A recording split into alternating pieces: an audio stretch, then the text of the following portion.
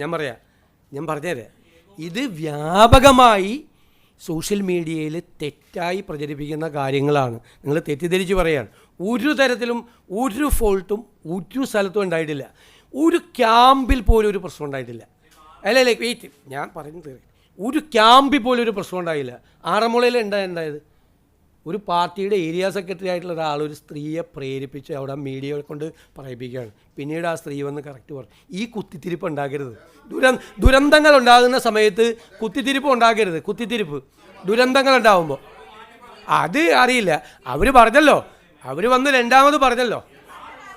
നിങ്ങൾ ഒരാൾ സംസാരിക്കും പ്ലീസ്, ഒരാൾ സംസാരിക്കും.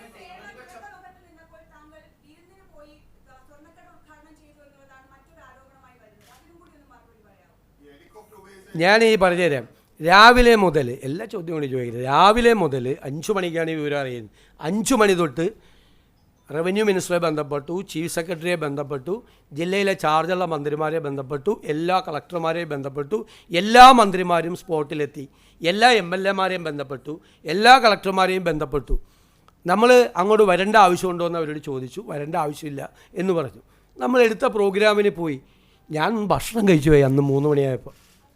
എനിക്കറിയില്ലായിരുന്നു 2018-ലും 2019-ലും ദുരന്തം ഉണ്ടായിരുന്നപ്പോൾ അന്നത്തെ മുഖ്യമന്ത്രി നിരാഹാരമാണ് ഇരുന്നതെന്ന് എനിക്കറിയില്ലായിരുന്നു. ഞാനൊന്ന് ഭക്ഷണം കഴിച്ചു പോയി.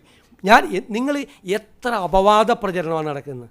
ഞാൻ 3 മണിക്കാണ് ഞാൻ മലപ്പുറത്ത് എത്തുന്നത്, പൊന്നാനിയിലെത്തുന്നത്, സി ഹരിദാസ് സാറിൻ്റെ വീട്ടിൽ. ഞാൻ അപ്പുറത്തെ വീട്ടിൽ എനിക്ക് ഭക്ഷണം അറേഞ്ച് ചെയ്തിട്ടുണ്ടായിരുന്നു, എൻ്റെ ഒരു ഫ്രണ്ടിൻ്റെ വീട്ടിൽ. ഞാൻ ഭക്ഷണം കഴിക്കാൻ പാടില്ലേ? 3 മണിക്കാണ് ഞാൻ ഭക്ഷണം കഴിക്കുന്നത്. എന്ത് തെറ്റാണ്, എന്തൊരു അപവാദ പ്രചരണം, എന്തൊരു ഹീനമായ അപവാദ പ്രചരണമാണ് നടക്കുന്നത്. ഭക്ഷണം കഴിച്ചെന്ന് അല്ലല്ല വെയിറ്റ്, പിന്നെന്താ?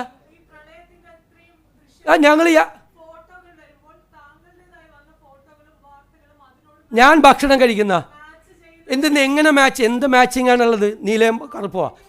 നിങ്ങളെന്താ ഒരു ഭക്ഷണം കഴിക്കുന്നത് ഫോട്ടോ എടുത്ത് പുറത്തു കൊടുത്തതിന് നിങ്ങൾ എന്താ ഔചിത്യമാണ് നിങ്ങളുടെ ചോദ്യത്തിൽ? അല്ലത് ഭക്ഷണം കഴിച്ചു, തെറ്റുപറ്റിപ്പോയി, ഇനി മുതൽ ഭക്ഷണം കഴിക്കാതിരിക്കും. എന്തൊരു മര്യാദകേടാണ്.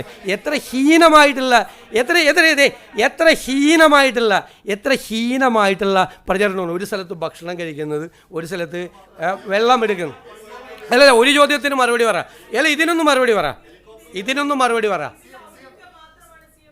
എന്ത് ഔചിത്യക്കുറവാണ് ഭക്ഷണം കഴിച്ചതിന്?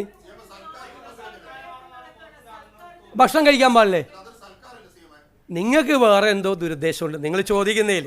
ഞാൻ ഭക്ഷണം കഴിച്ചു പോയി, ക്ഷമിക്കണം എന്ന്.